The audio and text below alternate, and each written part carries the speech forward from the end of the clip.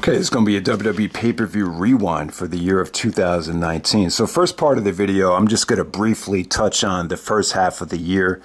So when you go back to the Royal Rumble 2019, this pay-per-view, this is one of those pay-per-views that just looks so much better going into it. I mean, when you look at the card before the show happened, like, you would think this was going to be one of the best Rumbles ever, but in retrospect, it was too much to sit through. To have a women's Royal Rumble, then a men's Royal Rumble, and then you had the 2 championship matches, and then you had the women's stuff on top of that. I just remember the reaction that after the show, like, people were just so burned out by the time Rollins won that really not a lot of people cared. The AJ and Daniel Bryan, I mean, you would expect, at the Rumble, you just expect something amazing there. For whatever reason, just didn't work out. I don't know if it was just bad placement, maybe just too much to ask for the follow a Royal Rumble match with those two guys. I just think the combination of AJ playing the face, Daniel Bryan playing the heel, the way Bryan was wrestling at the time, it was just kind of like they took the fans out of it. The match that they had at TLC was much better, but you're always going to remember that Rumble match just falling flat. Usually at the Royal Rumble, you always have those hot crowds, especially for, a match as attractive as that. But I don't know, for whatever reason, the AJ Daniel Bryan combination just didn't work like I expected it to. Also, Brock and Finn Balor was another very attractive match, which just ended up being more of a generic Brock Lesnar squash match than the classic match that it could have been if both guys were willing to and allowed to deliver as long as they could, because that looked like an amazing match on paper. But yeah, like I was saying, it's just I think down the road they're going to cut one of the title matches, which is what they did in 2020. So I think that's probably the way to go. You got to cut something. It's just, you can't sit through 5 hours of programming for the Royal Rumble. It's just way too much. And at the same time, they're doing the Rumble in, more of a stadium-like atmosphere because it draws that well. So they're definitely going to have to tweak it if they want the Rumble to come off better. But, by the time Rollins won, you heard some of the complaints. It was maybe a little bit too predictable. By the time Rollins won, you were so drained that you really didn't even care. So what looked like an amazing pay-per-view on paper, I think you're going to see a lot of changes to the Royal Rumble.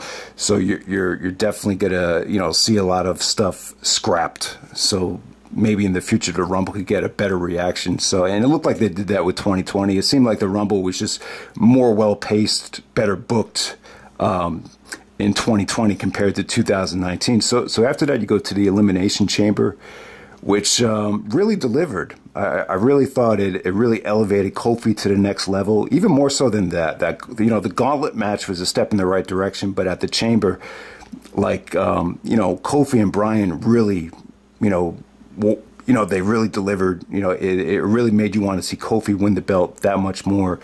So yeah, man, that Elimination Chamber match was awesome. You had great talent there with AJ, Orton, Joe. It just came off really well, and it was kind of reminiscent of when Bryan was chasing Randy Orton for the title. It was almost, a lot of similarities between the 2014 Chamber and the 2019 Chamber match. So with the Elimination Chamber, I don't know. I really don't. I'm in favor of them taking the pay-per-view away completely. I just feel like it's run its course. That's just from a personal standpoint. I love some of the Elimination Chamber matches, but I just think at this point, I don't know. I just feel like I just don't like the spot that it's in. I just feel like, after the Rumble, you should already have your championship matches set up. I just don't feel like there's a need to do it. 2009, it was a different era. They were still trying to sell pay-per-views, and you had that unpredictability factor. So it worked at, No Way Out 2009, the Elimination Chamber matches. But now with the network, it's just, I don't know. I just find it pointless because, if you're gonna subscribe for the Rumble, you're guaranteed to stay subscribed until WrestleMania. So there's really no reason to sell those pay-per-views. And I don't know. It just seems to me like this past year they didn't even do a championship match for the men. That's probably because the champions were Goldberg and Brock Lesnar, two part-timers. You're not going to put those guys at risk by putting them in an Elimination Chamber match. But in 2019, you had Daniel Bryan as a champion, a workhorse, a guy that needs to be in the ring. So they did it for him. So it should be interesting to see how they book the Chamber pay-per-view. If you have, say someone like a Buddy Murphy or maybe Seth Rollins is champion next year. It should be interesting to see if they really go ahead and have. I'm sure they will have a men's championship match. It's just going to depend on who's the champion. But this past year, it just kind of seemed like a filler pay-per-view when there's no championship matches for the men. So from there you go to Fastlane. Yeah, the Fastlane pay-per-view, they did it was kind of like the Shield's last big main event. I believe Dean Ambrose left the company after that. So that was a pretty, that was pretty cool. That was a good way to kind of sell the Fastlane pay-per-view. Also, you had, what disappointed me about that show, and I know it was a really good match, they advertised Daniel Bryan and Kevin Owens as the championship match, which had a really, really good build-up. And, we've never really seen Bryan and Owens really go at it in Ring of Honor. They had a few tournament matches, but I think Bryan and Owens, down the road could have a really amazing feud. Both guys are baby faces right now. I actually prefer both guys as faces. So I don't know if they're really ever going to get the chance to have a feud that was that personal. But the build up to that was good. And then all of a sudden, Mustafa Ali was added into the match because something happened with the Elimination Chamber. Like they didn't allow him to wrestle for whatever reason. I can't remember why, but I know that it had something to do with the Chamber. They were trying to make it up for him. And, he was great in the match. I don't know. I just feel like when you have a match that personal with the build up that good, you'd rather it be a one-on-one match. But yeah, that was Fastlane. Like I said, the road to WrestleMania pay-per-views after the Rumble, I just don't think. I just find them very difficult to book, to be completely honest with you. And if you're going to have part-timers as champion, they're just going to feel like filler, which is what they felt like this past year. So we get to WrestleMania 35. Just some extra thoughts looking back on it. Here's the positive. You got Kofi Kingston and Daniel Bryan, which was, you could argue that's the best WWE match since WrestleMania turned 30. It really is. Definitely since WrestleMania 31. So you got one of the best WrestleMania matches of the decade, easily. I feel like Kofi Kingston was probably the most over babyface since Daniel Bryan. So yeah. I mean that's pretty much all you can ask for right there with that match. With Brock, see, I was disappointed in Brock and Rollins. I feel like if they had the match that they had at SummerSlam, that could have been, the best WrestleMania opener in contention. I mean, it could have been that good. I just feel like both guys have great chemistry. You saw it in that Royal Rumble triple threat match from 2015, how well Rollins and Lesnar worked together. And when they bring it, man, they could tear the house down. I just felt like a little jip with that match. And, there was mixed feelings on it. There was a lot of people that said to me, they didn't really want to see Brock wrestle a long match anyway. So they were glad that, Rollins, ended up winning in that fashion where it really wasn't much of a match. It's like Lesnar dominated on the outside, but once they got back, Rollins got the low blow and curb stomped him and dominated when they were in the inside. But I don't know. I just feel like Lesnar and Rollins, that's not a situation where, Brock is going to be, you're going to be bored with a Brock match. Rollins and Lesnar is an amazing combination. I just felt like, that was the wrong call. But I don't know. They saved their best work for SummerSlam in the main event. So depends on how you look at it. Some people were very satisfied with Rollins going over Lesnar at WrestleMania, but I think a lot of the fans that knew they had a classic in them, and I felt like they did, were just left very disappointed. I don't know. For some reason, I just didn't expect WWE to book it that way, but that's how they went. So with WrestleMania 35, the most important thing from the show is the women main event. You have Becky Lynch, Ronda Rousey, Becky Lynch, Ronda Rousey, and Charlotte in the triple threat match in the main event. And, you know, it got mixed feeling. It got mixed reaction. I saw some people rate it like 3. I saw some people rate it like 4. So I was kind of in the middle. I would give it like 3.5. I thought it was a solid main event. I would say, you know, the first time the women ever main event WrestleMania and the longest WrestleMania ever, I would say you got to give them credit. I thought it, I really thought, I didn't think it overachieved, but, you know, there's been, it was better than a lot of WrestleMania main events.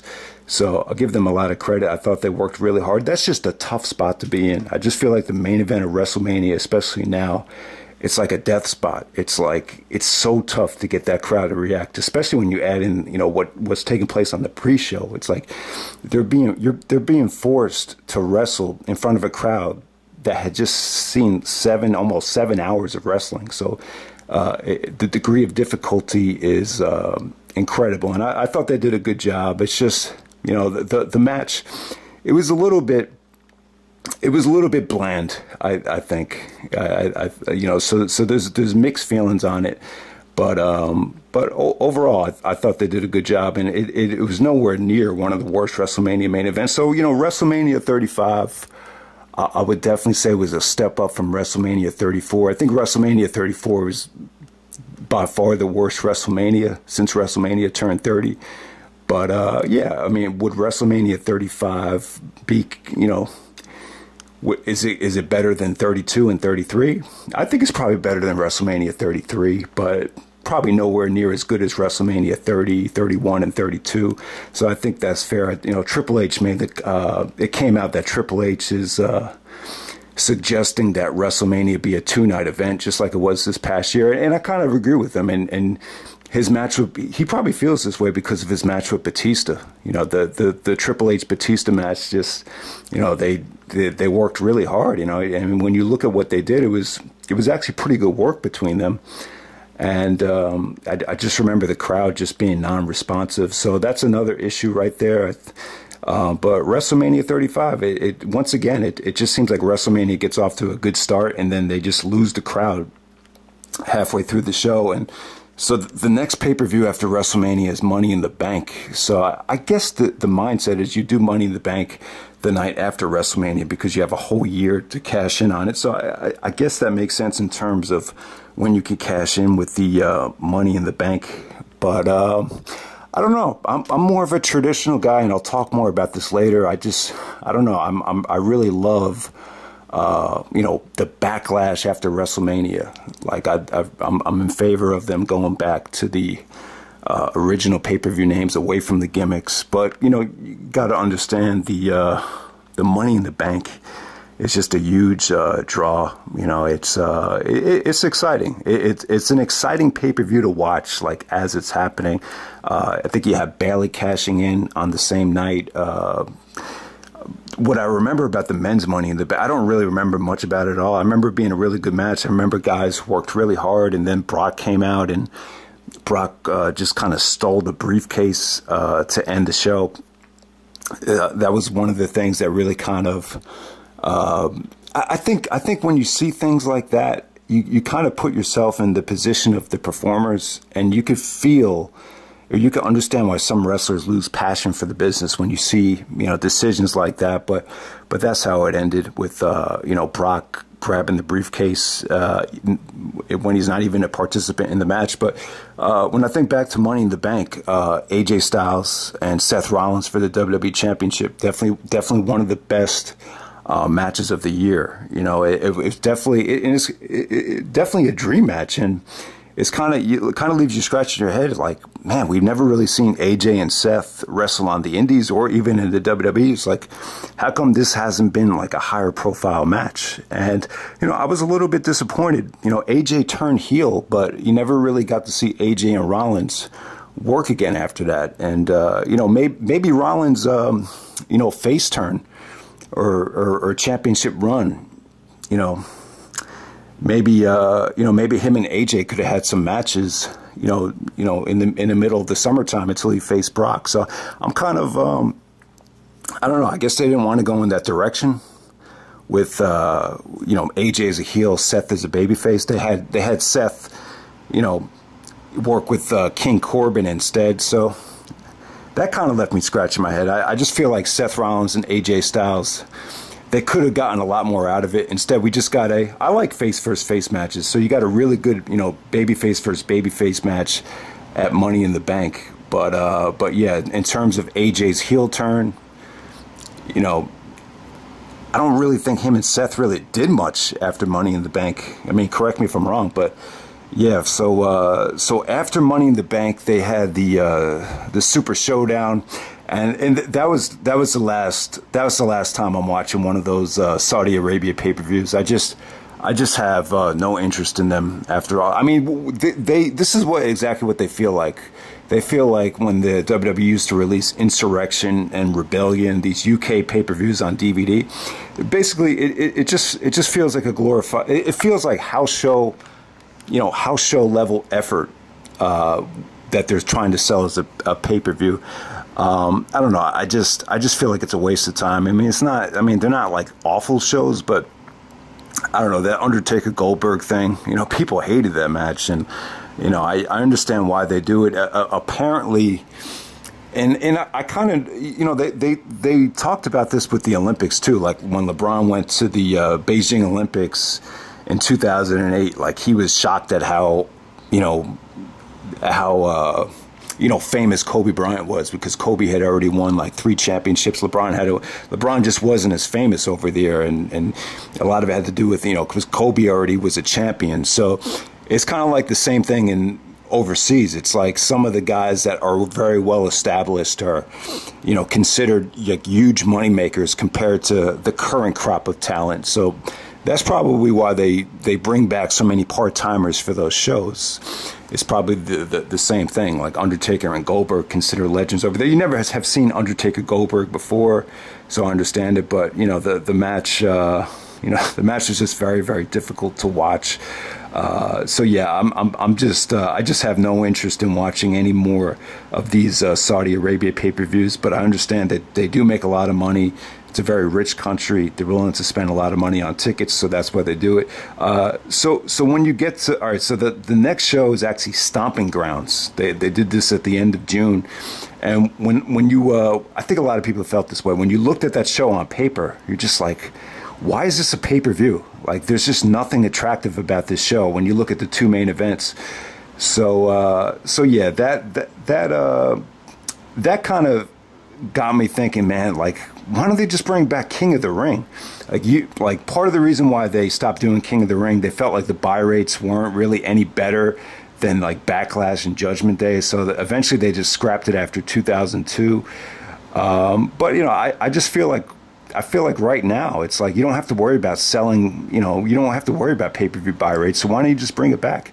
And eventually they did bring back King of the Ring. But it was just, you know, they bring back King of the Ring on Raw like every couple of years. So it wasn't that big of a deal to me. I don't think the video had anything to do with them bringing it back. But, you know, Baron Corbin won the King of the Ring over Chad Gable. So that was down the road. I wanted King of the Ring to be back on a pay-per-view. I think part of the interest in King of the Ring, part of the prestige is, you know, you're seeing a guy like Bret Hart or Kurt Angle, you know, go out there and wrestle 3 really good matches in the same night. It's kind of like a serious gut check. It brings back that competitive edge of actually being in a tournament. But you know, for as good as the King of the Rings have been in the past, I mean, there's a lot of good memories with King of the Ring. But you know, I just don't think that the WWE has never really had like a great wrestling tournament.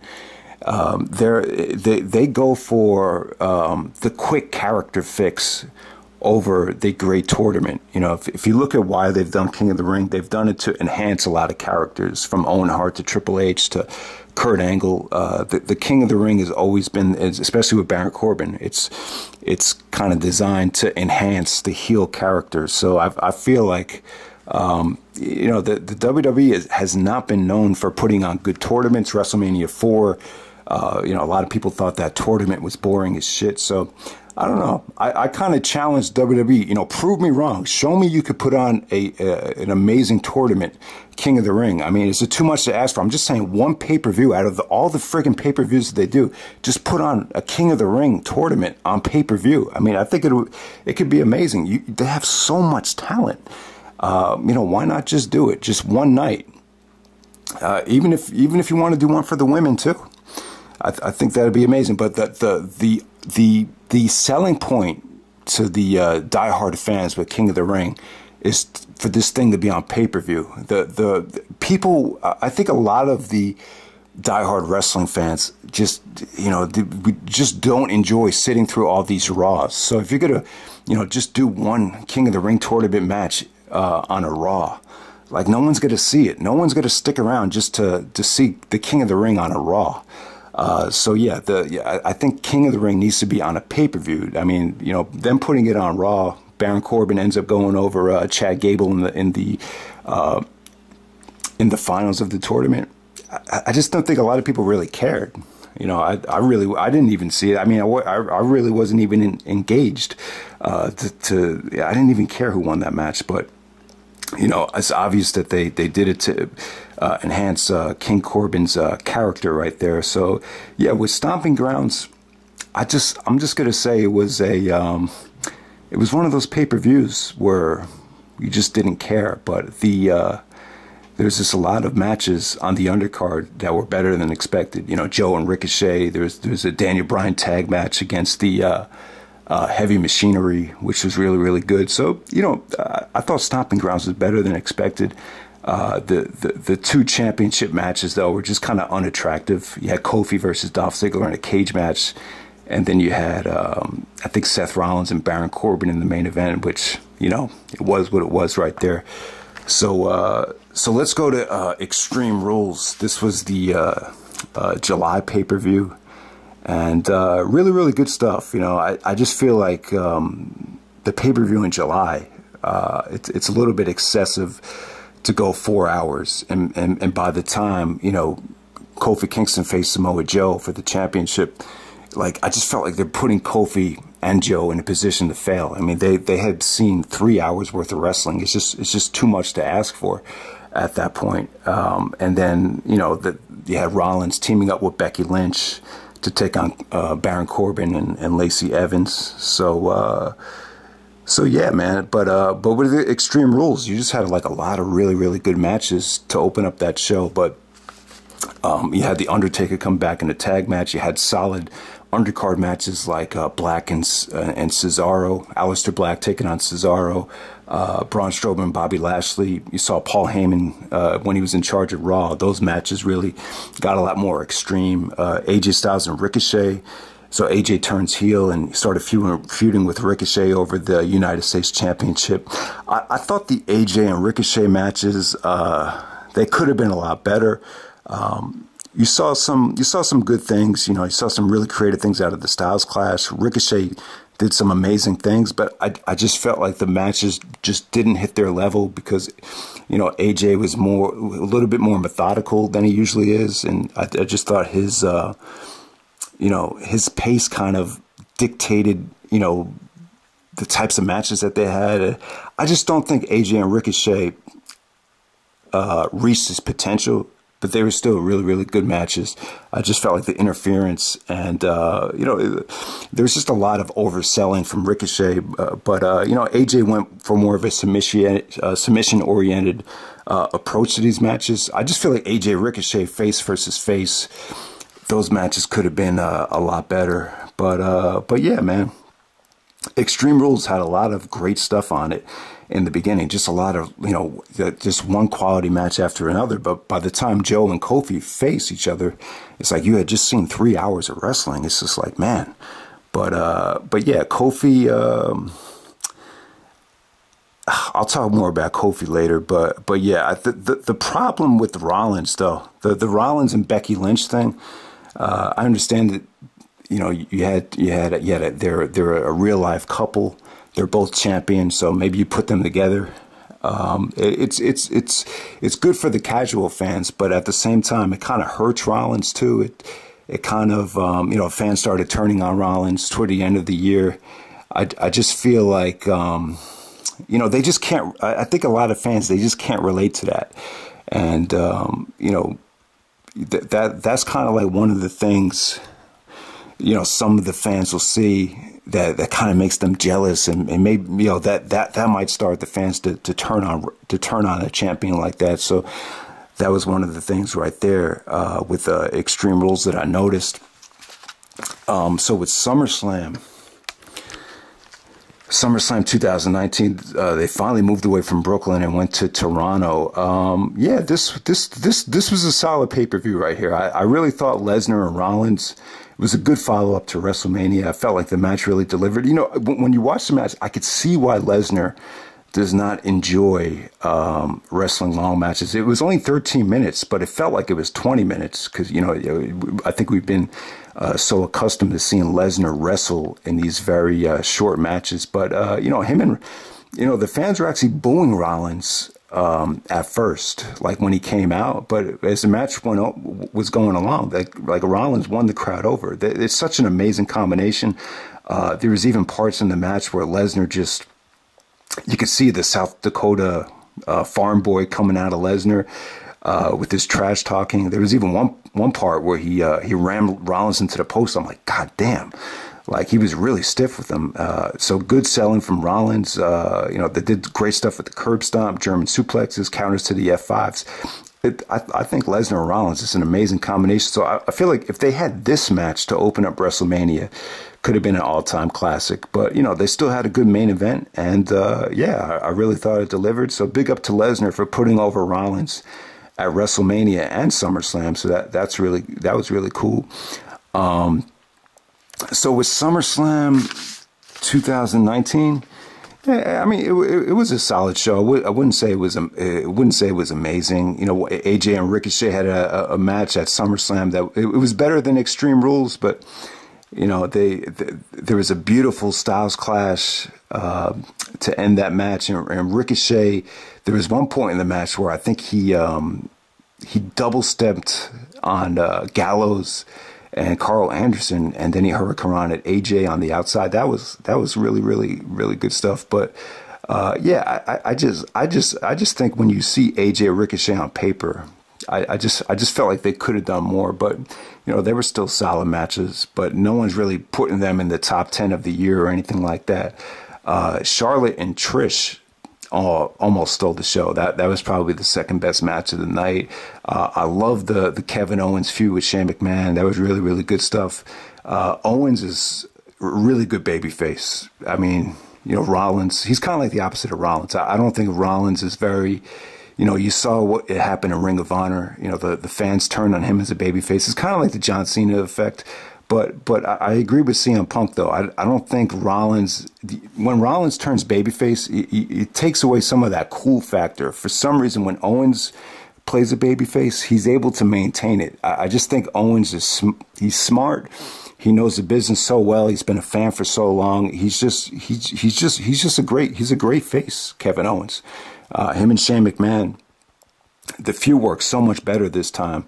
And he just said a lot of, I mean, the match really wasn't anything monumental. It was just a way to get Shane off of TV. But I really thought the video package and the interaction between Owens and Shane was just money. It was just entertaining stuff. So definitely, just the match didn't really go that long for it to be like your typical Shane McMahon. You know, it's not like I just think it seemed to me like a lot of people were just, you know, sick of seeing Shane McMahon on TV. And but I'll tell you, Bray Wyatt and Finn Balor from SummerSlam, this match right here, you know, I mean, I had no idea.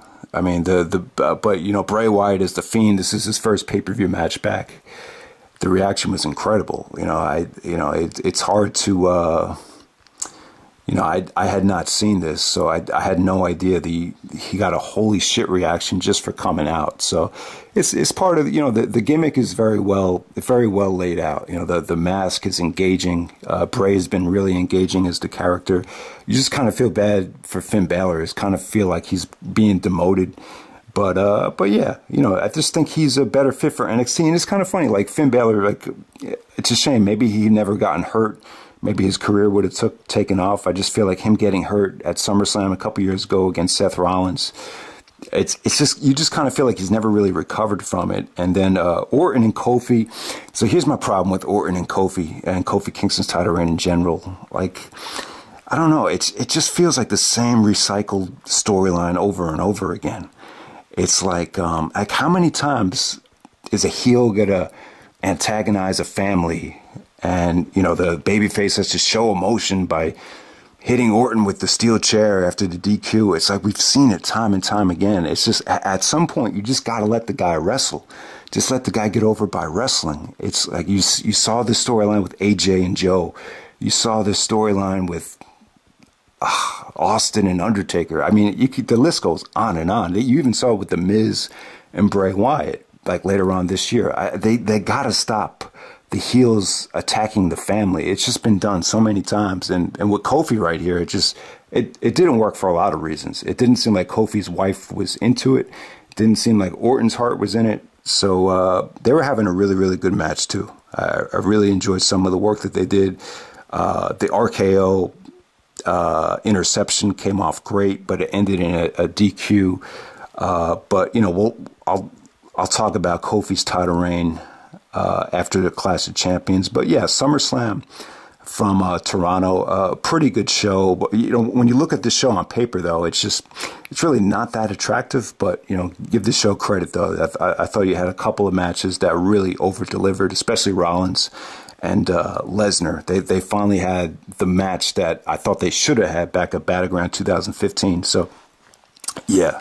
All right, so with Clash of Champions, you had Rollins teaming up with Braun Strowman to take on Bobby Roode and Dolph Ziggler for the Tag Team Championships. And then later on that night, Rollins was going to defend it against Braun. So that was pretty cool. This is when the fans really started turning on Rollins. It seemed to me like it seemed to me like, you know, it's always a death sentence when you put the baby face with like a woman, like or a girlfriend. You know, it's just not cool. You know, it's just one of those things. And on top of that, I just feel like because Roman was took a back seat this year, was moved over to SmackDown, was kind of more of a, you know, supporting player. You know, after coming back from the health issues, it's just kind of like it just seems to me like Rollins was just more exposed this year. And, you know, same thing happened in Ring of Honor. Like it's kind of like the John Cena effect. Like the fans just kind of got sick of him. You know, it was like too many curb stomps. You know, they just, you know, the curb stomp is a pretty cutting edge move. But, you know, it just seemed like the fans just got sick of Rollins' offense. They started really turning on him against Braun, and especially against you know, Bray Wyatt.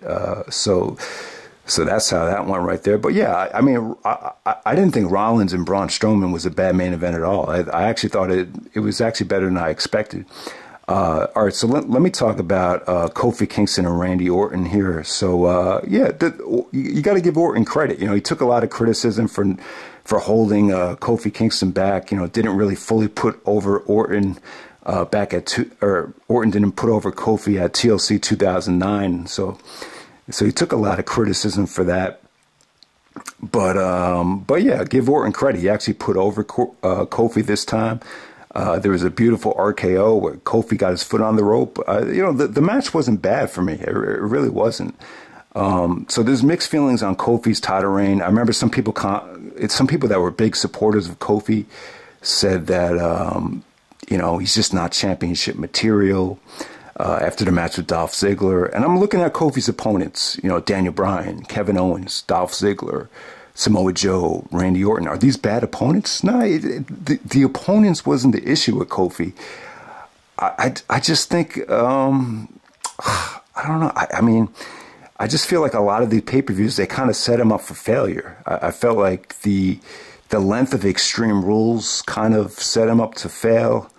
I feel like the booking of the family thing with Orton at SummerSlam kind of set him up to fail. I don't know. I don't know. I never really saw Kofi in this role. like before the stuff with Danny Bryan, but when he won the championship, I thought he deserved it, and I'm just like, you know, just let him be himself. But I felt like the WWE could have done a better job. I don't think it's all his fault, and I was disgusted when he lost to Brock Lesnar on Smackdown. I really was. I felt like that was a quick ratings grab. It's things like that which kind of brings back memories. You know, I remember, like, you know, being on the JV team, and they bring all these freshmen up just for them to get experience. You know, I have friends on my freshman team that did not make the JV team because of that. So you know, stuff like that. And, you know, I remember being in college, and, you know, all these guys that were ineligible at the beginning of the year, they bring them in the second half of the year, and they're just starting, and they're not even that good. They're just big. So stuff like that really brings back bad memories of, you know, not rewarding hard work, and, you know, just, you know, I just think it sends it sent a bad message, and you could tell Kofi was really affected by it. You know, you could tell he just, you know, when they try to interview him after that match, it's kind of like, man, it's just like what was, I mean, did you really have to? Was that the ending that the championship reign deserved? I mean, I just don't see why you do that. You know, I think there's a way around it. Like the championship victory was so positive, and it was so uplifting for some people. Like, why would you do that to Kofi? I mean, you know, I understand Brock doesn't want to wrestle long matches. You know, maybe the negotiation was like, if you want me to put over Seth Rollins, well, this is what you're gonna have to deal with. I'm not wrestling these long matches. So I understand it. You know, they want to have like realistic finishes. They were trying to set up the Cain Velasquez match at in the Saudi Arabia pay-per-view, and, you know, maybe see any time you move to a network, you're gonna see like weird changes. I really feel like the move to the USA network in 2005, you saw a lot of, you know, changes with who they were pushing, and I feel like it's like the move to Fox. It's kind of like they, you know, because they had this deal with the UFC, like maybe they wanted, you know, more realistic matches. And I don't know, man. I just seeing Kofi lose the belt like that, it turned me off. It was one of the things that really turned me off, and especially, you know, seeing like you know, guys coming in. You know, they have Velasquez come in to wrestle Brock for the championship. Then they had Tyson Fury coming in to wrestle Braun Strowman. So I understand it. I understand that sometimes you bring in these outsiders. They do generate interest, but, you know, to see Kofi lose the belt like that, on top of, you know, just bringing in anyone, you know, any outsider into for a championship match, it just kind of turned me off for a little bit. And I even said to myself after this, man, I don't know if I really want to keep watching this company. You know, and you know, this didn't happen in 2019, but then seeing Goldberg, you know, walk around with the Universal title, it's just like, what the hell is going on here? It's just it just really kind of rubbed me the wrong way. So bottom line is, Kofi's title reign, I could you know, I could see him being really frustrated, and it really hurt me too. You know, I don't think Kofi's title reign was that bad, but I think the WWE could have done a better job of booking him. I just feel like some of the stuff that he had to go through, I just feel like he was designed to fail, and I also feel like because of how he lost the title, you also open up the box for the racism thing to come back into play. But, you know, that really wasn't that much of an issue. I think luckily for the WWE, no one really, you know, I think people were able to look past it. You understand, you know, Brock coming in, they had this whole UFC thing with Velasquez coming in, so you kind of understand it from that point. But for my personal taste, it just really rubbed me the wrong way, that whole thing, especially with that Saudi Arabia Crown Jewel pay-per-view with guys coming in, you know, from other companies. It just wasn't my thing. But yeah, with Clash of Champions 2, you actually had Becky Lynch taking on Sasha Banks. That ended in a DQ, but I thought they had an awesome Hell in a Cell match. See, the women, that's the best combination right there. Becky Lynch and Sasha. It's an incredible. Sasha's return she came back in great shape. She looks amazing, and you know, her and Becky, they had an awesome match to open up Hell in a Cell. So yeah, man. Daniel Bryan's face turn was kind of weird, actually. You know, they did this whole thing with Eric Rowan being the attacker, the Roman Reigns, and they were accusing Daniel Bryan of being the attacker. So that's kind of like the way Daniel Bryan turned face. You know, Bryan's heel turn, Bryan's whole heel run, I think it could have been a lot better. I really don't think the WWE let him be the heel that we wanted. So because of how they were letting Daniel Bryan perform as a heel, I felt like they were holding him back. So I just feel like within the WWE parameters, Daniel Bryan is a much better babyface. And then the whole thing with Bray Wyatt, it led to Daniel Bryan shaving the beard, shaving his head. And, you know, I just think Bryan really needed to change his look. And I definitely think, you know, Bryan changing his look a little bit has helped him get even more over as a babyface. But yeah, the Daniel Bryan face turn was kind of weird. It was kind of forced how he was sympathetic towards Roman Reigns, but at least they turned him back face. I think Bryan's definitely a better face in the WWE. They're just not going to let him have the freedom as a heel like they did, like what happened in Ring of Honor. It's just too much to ask for. So, you know, the whole thing with Hell in a Cell. So, like I said, Becky and Sasha stole the show. Randy Orton and Mustafa Ali, awesome matchup right there. The best counter to the RKO I think I've ever seen with Mustafa Ali. So Orton was trying to hit him with the RKO, but he kind of did like a push-up to prevent himself from falling onto the mat. God, that was good stuff there. Orton kind of seemed like he was kind of bored throughout the match, but, you know, him and Mustafa Ali, that was a nice little surprise there. So you had Daniel Bryan teaming up with Roman Reigns to take on Rowan and Harper. You know, so you had that whole Bryan face turn in full effect right there. So yeah, the story from Hell in a Cell was, you know, Seth Rollins and Bray Wyatt. So Bray attacked Rollins after Clash of Champions. So that sets up the Hell in a Cell match. So Hell in a Cell took a lot of criticism. One of the problems I had with the Bray Wyatt's matches as the Fiend, they would turn the whole arena red. Yeah, so they do that for the character. I understand that, but I'm in favor of, you got to put these guys in the best position possible to succeed. And it's just seemed like it was kind of tough to see the ring with all that red going on. So that was one of the issues with it. And then at the same time, the finish for this match ended in a DQ. I'll tell you this, when you watch the pay-per-views in order, with, you know, watching one after another, it didn't really bother me that much that it was a DQ, but at the same time, it's like, you know, the whole point of the Hell in a Cell is, you know, that there is no disqualification in a Hell in a Cell. But I guess in the WWE rule book, I don't know if there's an official WWE rule book, but I guess if there's an emergent, like the referee can call for an emergency DQ if he feels like one of the wrestlers is in danger of dying. So maybe that's what it was. But this whole thing is designed to make Bray Wyatt out to be the next Undertaker. I feel like whether it's Roman, whether it's Bray, the WWE is desperate to find a new Undertaker. So what they did, it wasn't bad for Bray Wyatt's character. So Rollins was trying to, you know, he brought out like a toolbox, steel chairs, everything you could think of. Then he brought out a sledgehammer, and, you know, before Rollins hit Bray with the sledge, the referee called for a DQ, and fans just started booing like crazy, chanting bullshit. So it was kind of a surprise to me to see the fans get that emotional, which is a good sign. It means that they care.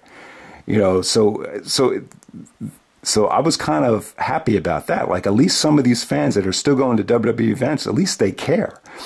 You know, but with Bray Wyatt, man, I'll tell you, it wasn't bad for his character. I thought the ending to that was cool.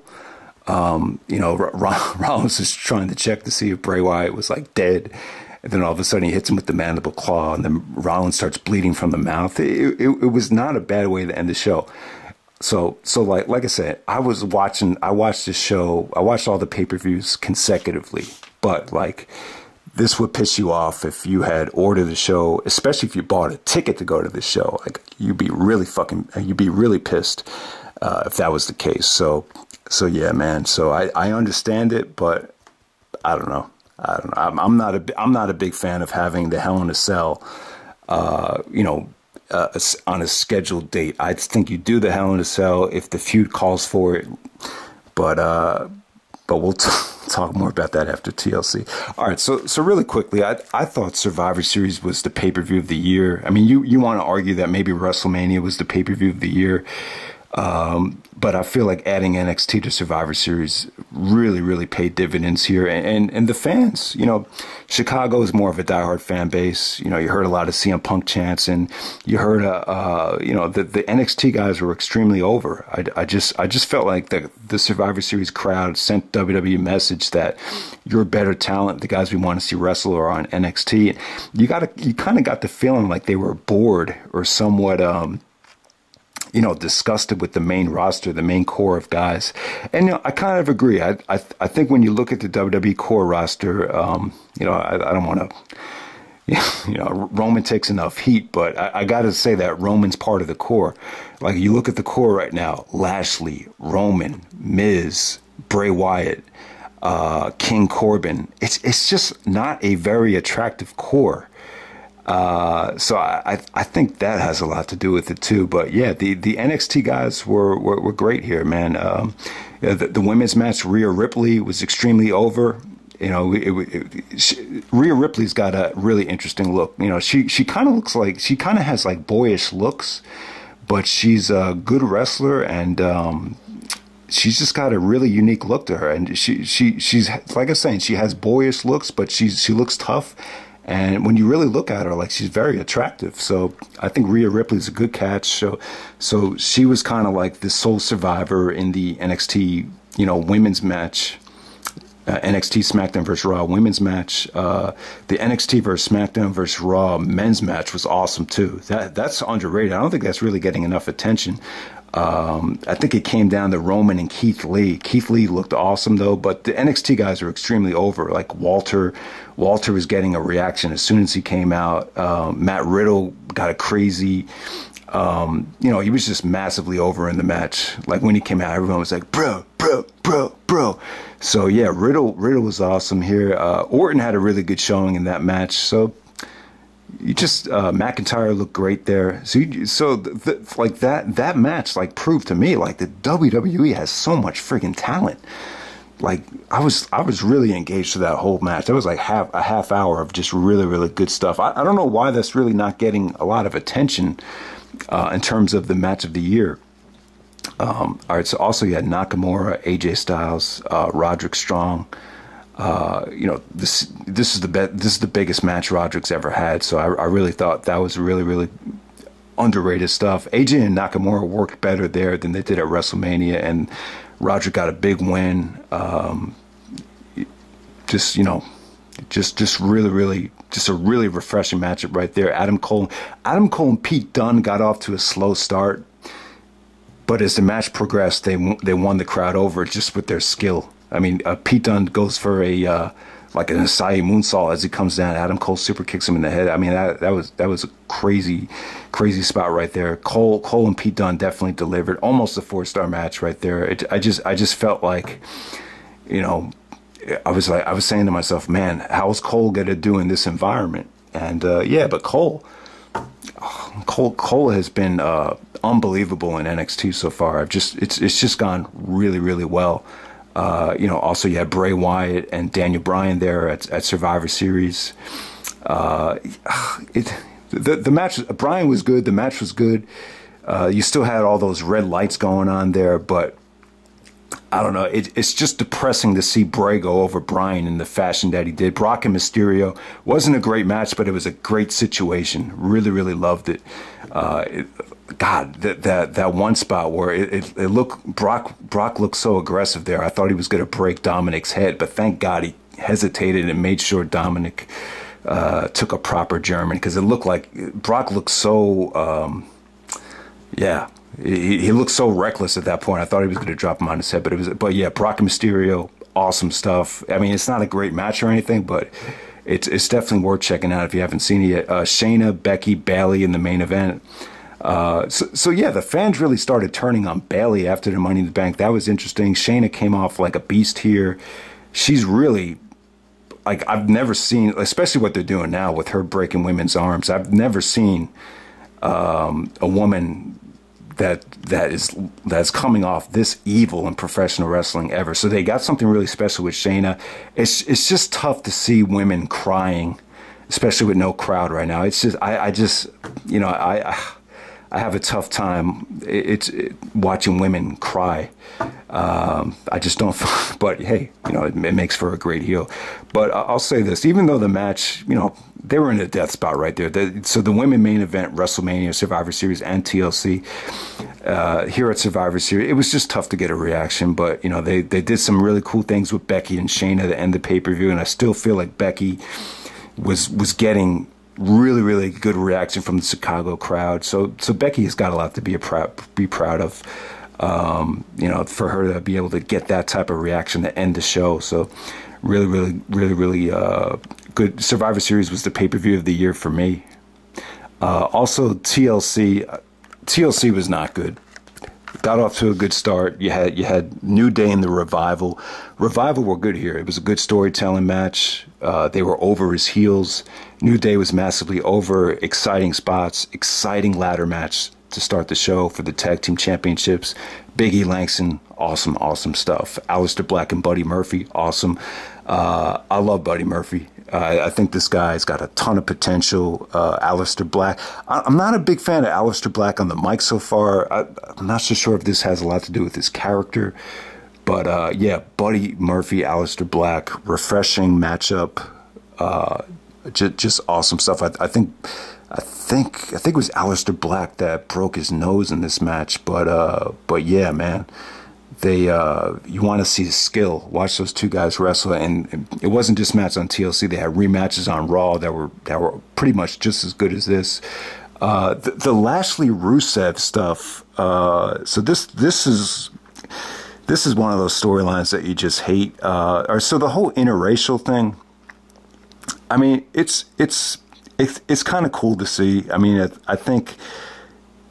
You know, the thing about Lashley going out with Lana, you never really seen WWE have an interracial storyline, and you know Rusev ends up losing his job, and you know you kind of feel bad for Rusev. He was a sympathetic babyface, so it wasn't the worst thing in the world. It was something different. I just feel with Lashley.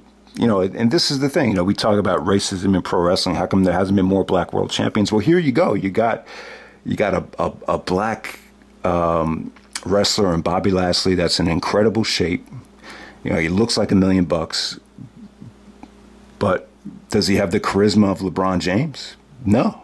Does he have the passion of a Kobe Bryant and a Michael Jordan? No. And that's why, you know, that's why there hasn't been more, you know, black world champions. It's because you just haven't found the guys that have like that perfect mix. So that has a lot to do with it right there. So, you know, Lashley's just kind of like whatever for me, man. I don't know. I'm just not a big fan of him. The whole thing with him and Lana, I mean, I'll give the WWE credit for, you know, going with the story. I mean, they've never had an interracial storyline before, so it is what it is right there. Trying to think of what else is on this show. You had Baron Corbin taking on Roman Reigns. You had Bray Wyatt taking on The Miz, where Bray Wyatt attacks Miz's family. It was a unique situation, you know. So Bray actually wrestled this match as the kind of, you know, and I'll give the Bray Wyatt character this, like it really reminds me of Beetlejuice, like it really does. It's like, you know, the promos are not dragging. At this point, I think for what Bray is doing, I feel like he's just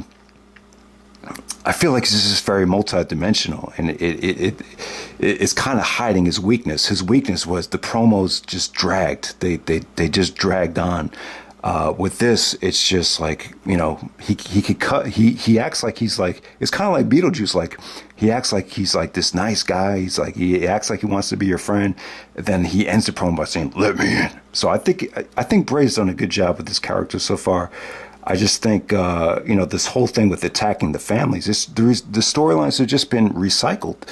Baron Corbin, Roman Reigns. Yeah, the whole thing with the dog food, which CM Punk actually endorsed because it reminded him of the movie Carrie. So, yeah, Corbin and Reigns, not the worst thing in the world. That wasn't the problem with TLC. The problem with TLC was the main event. You had Kabuki Warriors taking on Becky Lynch and Charlotte Flair in a TLC match. And, yeah, you know, the tension between Becky and Charlotte, you know, them, you know, agreeing to become tag team partners, putting their differences aside. Really, really good stuff.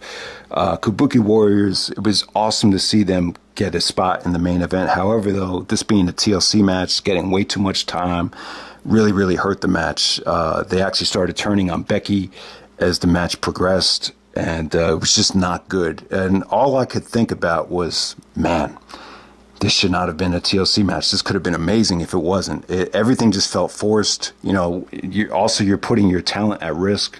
You know, Charlotte taking a power bomb through a table. I'm like, you don't want the poor girl to hurt her neck. And I'm just saying to myself, they got to take away these gimmick pay-per-views.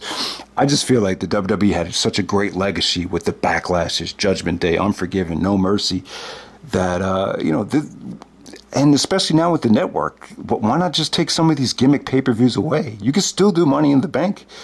You could still do some of the ones that, you know, you could still do a Hell in a Cell sporadically. But I just, especially with TLC, I just feel like this pay-per-view has run its course, and that main event should be a red flag. Let's just take away this before somebody gets hurt. It's just, the pay-per-view is just a pain in the ass for me. So that's pretty much it, guys. Those are all the pay-per-views. I tried to go in depth as much as possible. All right, so the top 10 WWE. All right, so I'll give you my top 10 WWE pay-per-view matches of the year. Number 10, I'm going to go with Nakamura, AJ Styles, Roderick Strong at Survivor Series. Most people probably wouldn't have on the list. I just thought this was so refreshing. Had to put it up there. Number 9, I'm going to go with Samoa Joe versus Ricochet from Stomping Grounds. See, Ricochet needs to be better utilized. The guy's so talented. The WWE needs to step it up and put more talented guys on pay-per-views. They need to be put in positions where they could be allowed to deliver. So Joe and Ricochet definitely had an awesome match at Stomping Grounds. That might have been Joe's best match on pay-per-view so far, at least one of them. Number 8, I'm going to go with the New Day versus the Revival from TLC. Number 7, Alistair Black versus Buddy Murphy from TLC. So yeah, TLC got off to a good start, but after those two matches, the pay-per-view fell off a cliff for me. Number 6, going to go with Raw versus Smackdown versus NXT from Survivor Series. Came down to Roman and Keith Lee. Roman ends up being the sole survivor. So SmackDown won that match. You had to expect it. They just moved the Fox. So yeah, I'm sure that had a lot to do with Roman going over. But yeah, the whole NXT being involved with Survivor Series, thumbs up. Number 5, AJ Styles, Seth Rollins, face versus face match for the WWE Championship at Money in the Bank. Awesome stuff. Gonna put that at number 5. Number 4, the WWE Championship match from Elimination Chamber. Daniel Bryan goes over Kofi Kingston. So it's Daniel Bryan, Kofi Kingston, AJ Styles, Samoa Joe. I'm trying to think of who else was in the match. So there you go with that. You know, Bryan and Kofi. The stuff in the Elimination Chamber was pretty much just as good as the stuff they did at WrestleMania. At number 3, I'm going to go with Brock Lesnar, Seth Rollins from SummerSlam. This is the match we've been waiting for 5 years, and we finally got it. You saw what they could do at the Royal Rumble Triple Threat match. Here they were finally able to do a satisfying main event. It was only 13 minutes, but you know, it felt like it was a lot longer than that because you're so accustomed to seeing Brock in these short matches. Number 2, Becky Lynch, Sasha Banks, Hell in a Cell. So I really liked the Clash of Champions match. I thought that was actually going better. But then at the Hell in a Cell pay-per-view, Becky and Sasha, they tore it up. You know, you saw suplexes on all the chairs. You saw creative spots. You saw, you know, Sasha doing her finish. The Meteor off, you know, in the middle of the cell. You know, they put each other through a lot of punishment, man. Just a lot of good submissions from both of them. I just feel like Becky and Sasha, this is, you know, I think the whole women's revolution, I think it's a little bit overrated, but you know, I would say, you know, Becky, Sasha, Charlotte, you know, those three women, they really have a lot to be proud of. They've really done some great things. And I think Becky and Sasha from Hell in a Cell, it's going to go down as, you know, one of the best women's matches that we've had this last decade.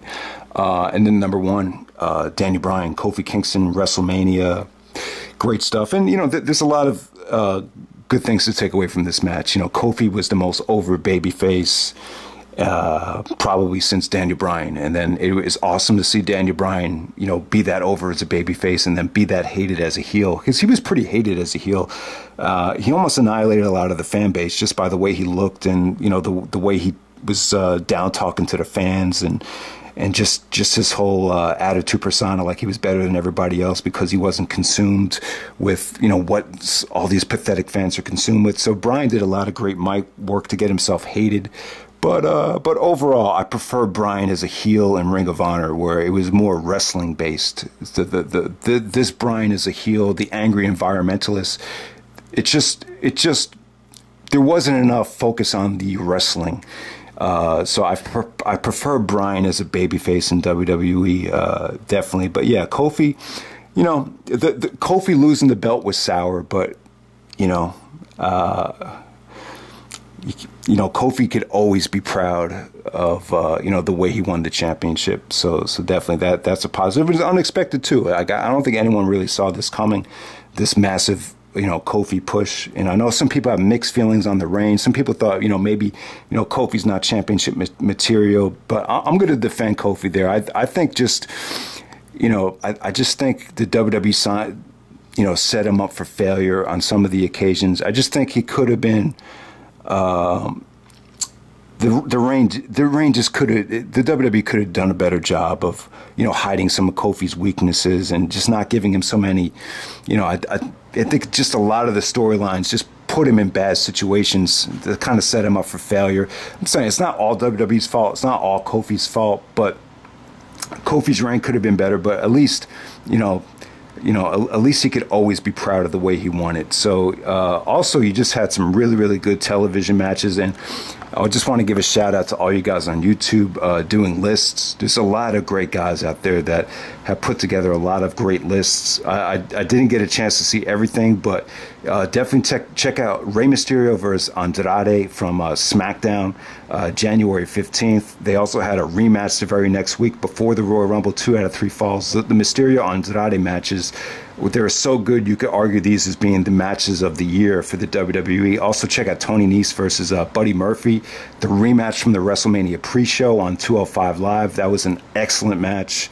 Awesome stuff there. It just hits you in the face saying, man, this 205 Live, I mean, we should not be sleeping on that show and the talent that's involved there. The WWE has so much talent that you're not even seeing if you don't watch NXT, if you don't watch 205 Live. So check out that match. Daniel Bryan versus Adam Cole. There's a SmackDown, there was a travel issue, so that they were forced to bring in some of the NXT guys. But Daniel Bryan, Adam Cole was an awesome matchup right there. Cole is having a great year. He just, when you look at that match, you say to yourself, man, Cole's you wouldn't have thought back in Ring of Honor that, you know, Bryan's reign was so much better than Cole's. It just, Adam Cole, Daniel Bryan, awesome match. Also the SmackDown Gauntlet, where, you know, the Kofi got really over. That was an awesome match from February 12th. It actually came down to Randy Orton and AJ Styles. Kofi did not win that match, but he had a great showing, and that was really kind of the start of his push. Also, you had Roman Reigns and Buddy Murphy from SmackDown. That just, Roman works really, really well with good workers, and he's willing to, he's a good guy, man. He's willing to really, put other guys over. He showed a lot of respect to Buddy Murphy, so that was an awesome match. The MVP of the year, I really don't know. It's tough to even give an MVP for this year, but out of all the men, I would say that you got to give it to Rollins. A lot of people thought Kofi's championship reign wasn't that good. And Daniel Bryan, I would not give it to Bryan. You know, I just don't think him as a heel really worked in WWE. So I'll give it to Rollins, even though the fans started turning on Rollins. You know, he won the Royal Rumble. He, you know, went over Brock at WrestleMania and SummerSlam. And, you know, he had matches that I thought were better than expected. You know, the match with AJ was good. The match with Braun Strowman was better than I thought it was. So I'll give it to Rollins, even though it's not like one of his best years. But you know, if as far as the women go, I got to give it to Becky Lynch, though. I think Becky Lynch was definitely the MVP for the women. I think because she main evented WrestleMania, because she main evented Survivor Series, because she won the Royal Rumble. You know, I just feel like, you know, this was her year, and you could probably argue that, you know, Seth and Becky were the co-MVPs of the year. So if you want to give it to Becky Lynch as the sole MVP, I don't really have a problem with that. I think she's been that engaging, and you know, I know she said something like, you know, the golden goose gets the golden handcuffs, something like that, but she still had an amazing year, so I'll give it to her. So that's the WWE PPV Rewind 2019 overall. I don't think this was an awful year. I think the year had its moments, but at the same time, I feel like they need to do better, though. I feel like, you know, Daniel Bryan versus Kofi Kingston at WrestleMania, you could argue that's really the only match that, you know, reached above the 4-star level, and you've had more hours on pay-per-view this year than any other year in WWE history. So I'd like to see better wrestling on the main pay-per-views, but yeah, and Raw, the Raw matches, like, there really hasn't been any Raw television matches. So I would just like to see, you know, better wrestling. You know, I just feel like the wrestling quality isn't where it needs to be, considering the talent. But yeah, man, you still had, you definitely, when you have this much talent, you still have some really you had some hidden gems that that are definitely there, with Mysterio and Andrade being on top of that list. And also you got guys like Buddy Murphy that, you know, hopefully we'll see them down the road. But that's pretty much it, guys. Hope you enjoyed the video, and take care.